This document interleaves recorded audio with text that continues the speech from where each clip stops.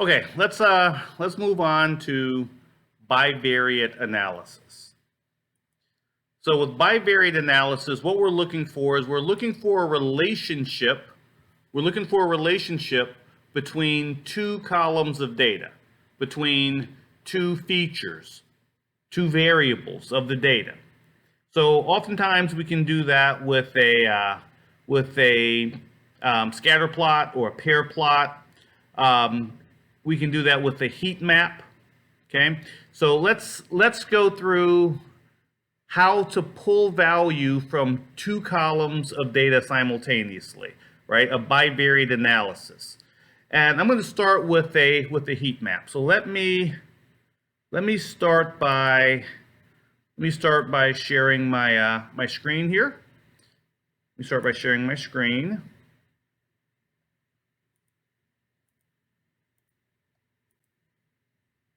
Okay.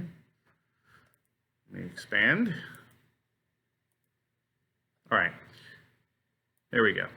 Okay, so what I'm going to do first is I'm going to go back. This is the same spreadsheet that we were working on before.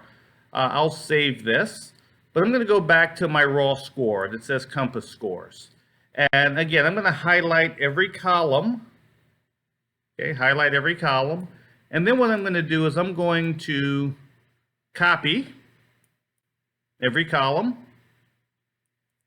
And I'm going to create a new tab. Let me move this over. I'm going to create a new tab. I'm going to paste all of that data in.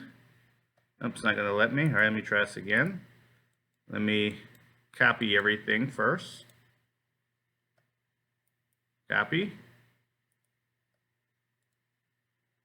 And paste. Okay. So what I want to do now is I want to do a heat map. I want to do a correlation matrix. So correlation matrices, they only work on numeric data. So I'm going to delete all of the columns that do not have numeric data. So, whoops, delete. Okay, that's what I'm trying to do. All right, so all of this would go. All of the categorical data, the dates, all of that would go. I probably could encode some of this data, but I'm not going to. Case number, that will not be of value to me. This is some of the recidivism data here. Okay. There's nothing scientific about what I'm doing. Okay, get rid of this. I'll keep the violence decal scores. Should be almost done. Okay, and one more right here. There we go. Okay, so now I have a data set that should, at least theoretically, be all numerical data here. Okay, so what I want to do is I want to highlight my columns here and let me see. All right, how do I do this? So let me start by going to File. I want to do a correlation here, so let me go to File.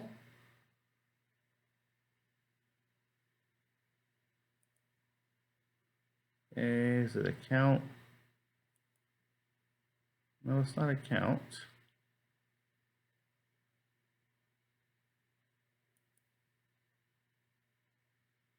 No. Where is my, I should have a column over here called data analysis. Okay, let's add the analysis tool pack here. So I'm going to go to File. And in File, you need to find Options. So for me, it's going to be More Options. Okay, More Options. And should be able to, okay, go to Add-ins. Eventually this should show up, add-ins, there we go. And there's the analysis tool pack, and it's a little quirky. You have to select analysis tool pack. From here, I'm going to do Excel add-ins, go. Yes, hit enter or OK, it won't take you to this screen. And I'm going to go ahead and just choose analysis tool pack. I'll do the solver, even though technically I don't need it. To see analysis tool pack that I want, click OK. And I should over here see a couple of options show up over here once it's installed. There we go. So there's data analysis and the solver. So now that I have my column selected over here, if you go to data analysis, this is my first time after installing it, so it might take a second. I'm going to do a correlation. So I'm going to do a correlation here. Click OK. This only works with all numeric columns. The input range will be these columns here. I'm going to select the columns yet again, A through N in my case. The labels are in the first row. That's a true statement. I want this to go to a new worksheet. I'm going to call this new worksheet correlation. Okay. So it should create a new worksheet called correlation. It's still thinking. Okay, this will not work, of course, if you have you don't have all numeric columns. So there's my new correlation worksheet. And here's the first thing. So we have a couple of division by zeros here. So this is in the, what is this? Let me expand this. Okay, number R cases. So it looks like there's a lot of zeros here in number R cases. All right, so I'm going to go back here. Let me delete this column. Excuse me, this worksheet. I'm going to delete this. Num R cases. So I'm going to, yes, a lot of empties in here. So I'm going to delete this column. Okay, so let me try this again. Data analysis. Correlation. Okay. A through N, new worksheet called correlation. Okay.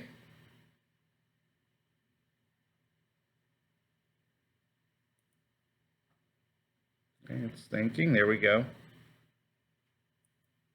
Okay. So here's what this is going to tell you. This is why this is important. Okay. I'm going to look at this right here.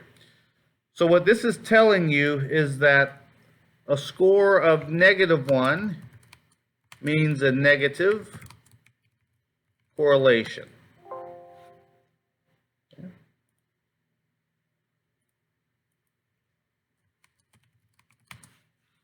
Score of -1 means a negative correlation. That means as one variable goes up, the other variable goes down. So for age over here, for instance, as the juvenile felony count goes up, the age value is going down. That's the relationship between these two columns here. This is how you read. This is a Pearson correlation. This is only looking at roughly linear correlations. Okay, as the decile score goes up, the age goes down. The decile score goes up, the age goes down. These are all insights. So a negative value means there's a negative correlation. A score of 1 means a positive correlation. So for instance, let me see if I can find some positive correlations over here. So the violent decile score is unsurprisingly very highly positively correlated to the decile score. So as the decile score increases, the violent decile score increases also. This might be a case of multicollinearity, but that's a different conversation. So I would take a second and go through go through your correlations to see if you have any insights that you can pull from this. And looking at this here, there's several. What I would probably do is start with the variable that is most closely related to what I'm trying to study. So I could study, for instance, did the person that was arrested, once they were released, did they commit another crime? That's what this is, recidivism here. So what is most closely correlated, either positively or negatively, with whether someone committed a crime or not once they were released? And looking at this here, the highest value, at least that I see, is right here, 0.289. 0.289. Did they have many priors? That is the largest indicator. If the more prior arrests they have, the more likely they are to commit another crime. And this jives, hopefully, with your common sense. Also, if you look over here, you can see the decile score. As the decile score increases, the likelihood that they will commit another crime increases. Each of these are insights. Each of these are insights here.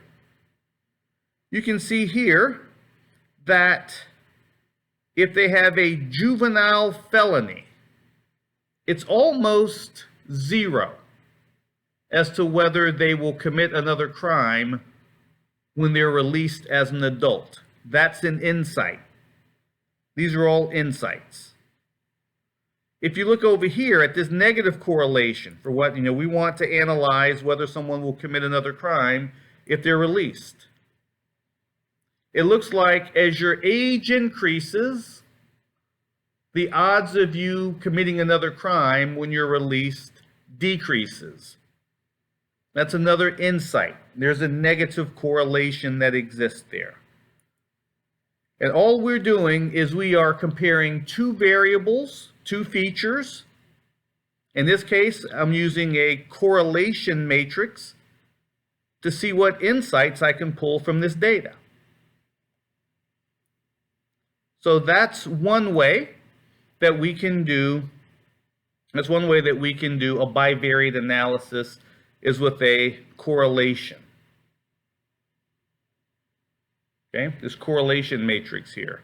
Sometimes we call this a heat map. There's a lot of cool things that we can do with this, but for right now, just take your time, identify the intersection of two variables. I might want to look at, hey, what is the likelihood that somebody will commit a violent reoffense if I release them, and assuming that I'm the judge? The largest indicator in this case for violent reoffenses is their decile score,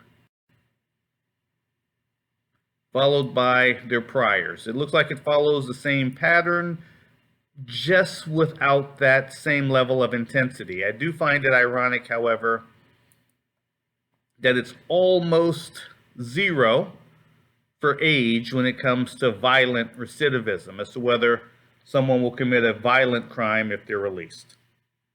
Okay, so that's one way. All right, so pull all of the numeric columns out, run a correlation matrix, analyze the columns, and see what insights you can pull. Bivariate analysis. We come back over here to compass scores again. And with compass scores, I'm going to select all of the columns again in compass scores. I'm going to show you another way to do bivariate analysis. And then what I want you to do is I want you to go to Insert Pivot Table. And we're going to create a new worksheet. Okay. So this worksheet is called Worksheet 6. I'm going to rename this to let me do it differently. Let me say pivot bivariate, just so I can keep the same theme going here. All right, so again, what I want to do for my bivariate analysis with the pivot table is I want to compare two features. Let me start by looking at, here, let's say sex, for instance. I'll put sex in values. I'll get the count of sex. And I want to say sex with respect to maybe, we've been looking at decal scores. Let's just keep decal scores. If I can find decal scores and hear him, just type it in. Decal score. And I'll put that in rows. Okay. So what I'm going to do is I'm going to get rid of decal scores that are -1, because those bad data. I'm going to get rid of blanks. All right. So now I'm looking at how many with respect to sex. Actually, there's one more thing that we need to do. We need to put sex in columns, and this will break it out and give you a very clear view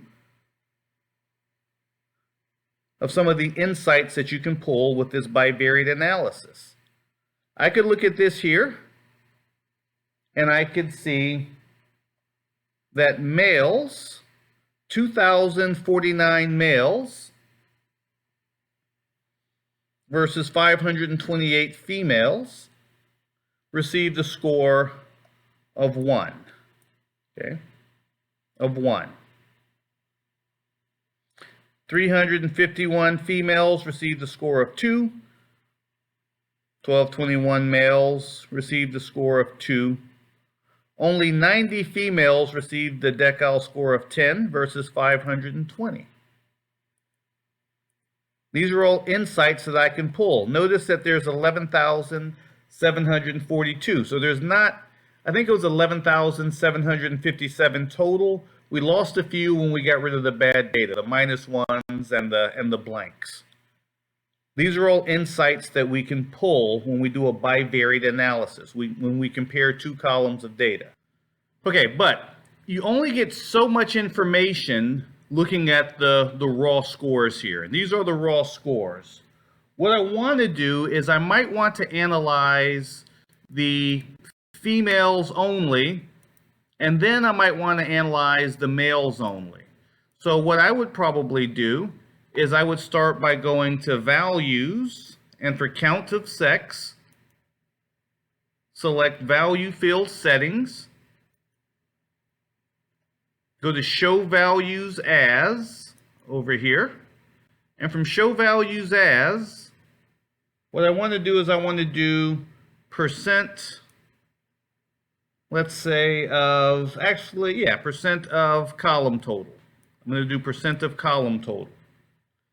And if I do percent of column total, then what I can do is I can look only at females over here, and then I can start to make insights in my data. I can say things like almost 22% of all females that were arrested had a COMPAS score of 1. And remember what these scores are over here. What's happened is that there's an algorithm that's making predictions as to whether these people will commit another crime if they're released.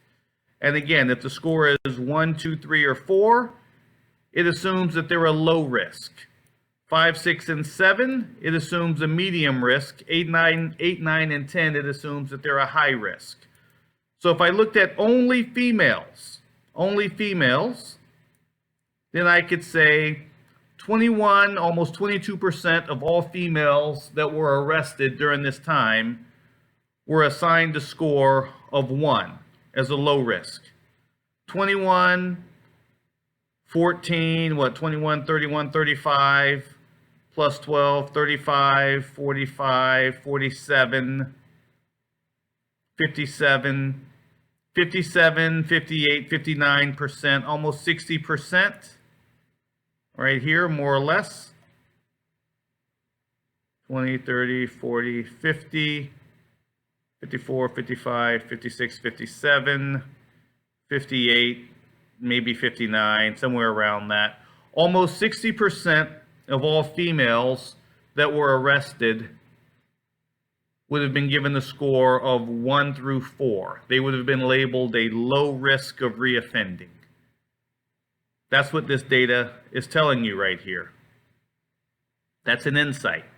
I can say that only 3.72% of all females that were arrested were given a score of 10.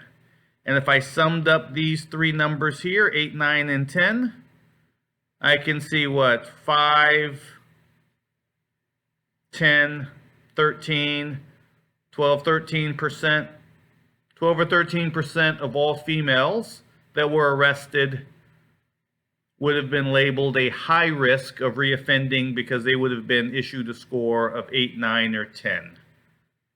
These are all insights that I can pull from the data, and I can't stress this enough.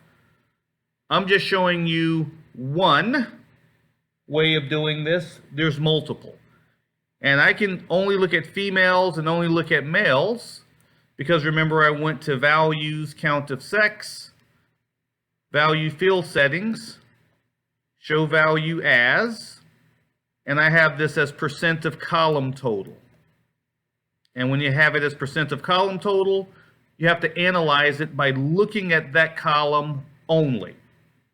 If I was interested in the scores, instead of saying percent of column total, I would obviously say percent of row total. And if I looked at percent of row total, then I'm looking at my data like this, okay? Then I'm looking at it and I'm saying out of every score that was a 10, 85% of those 10s were males. And almost 15% of those scores were female. If I look at ones, then I can say 80% of the scores, 79.51% of the scores that were a 1 were issued to males, and 20.49% were issued to females.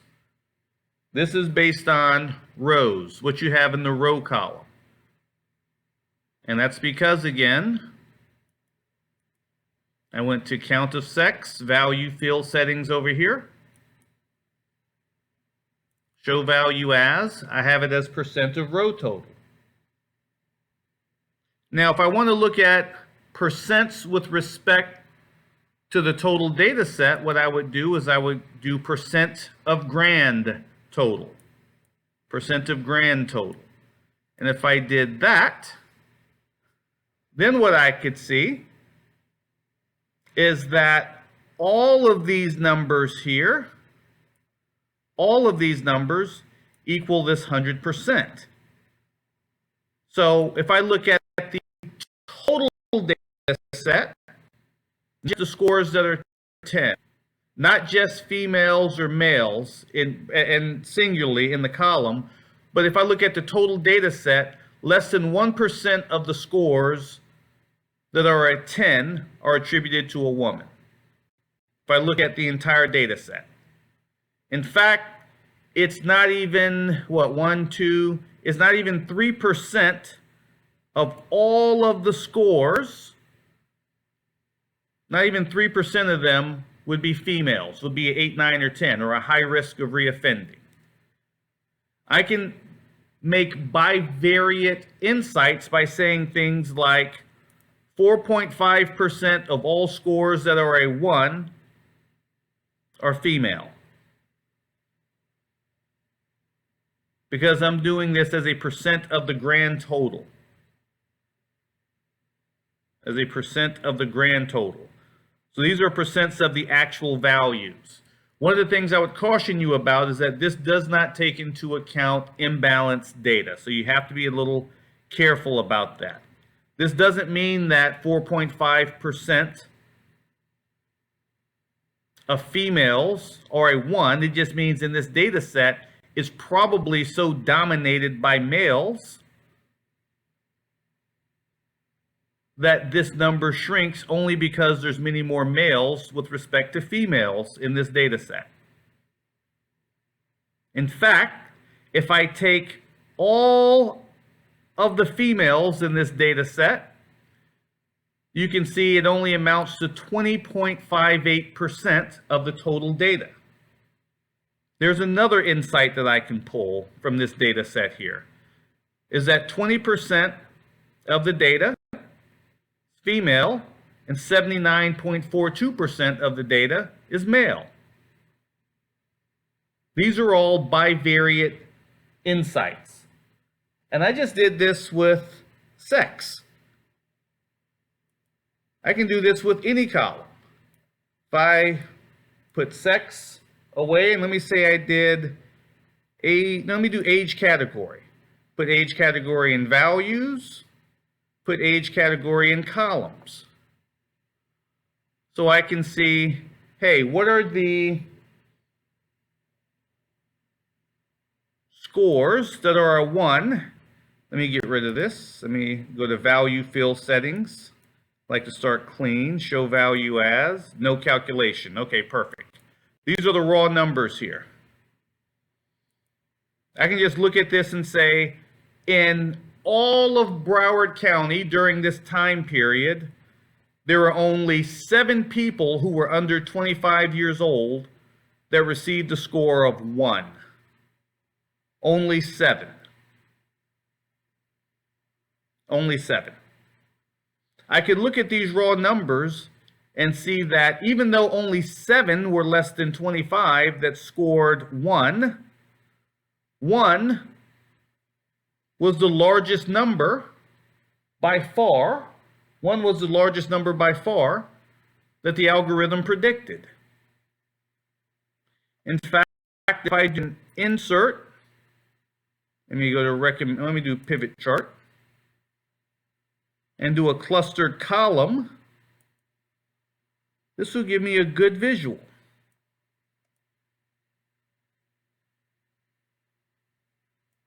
This gives me a good visual.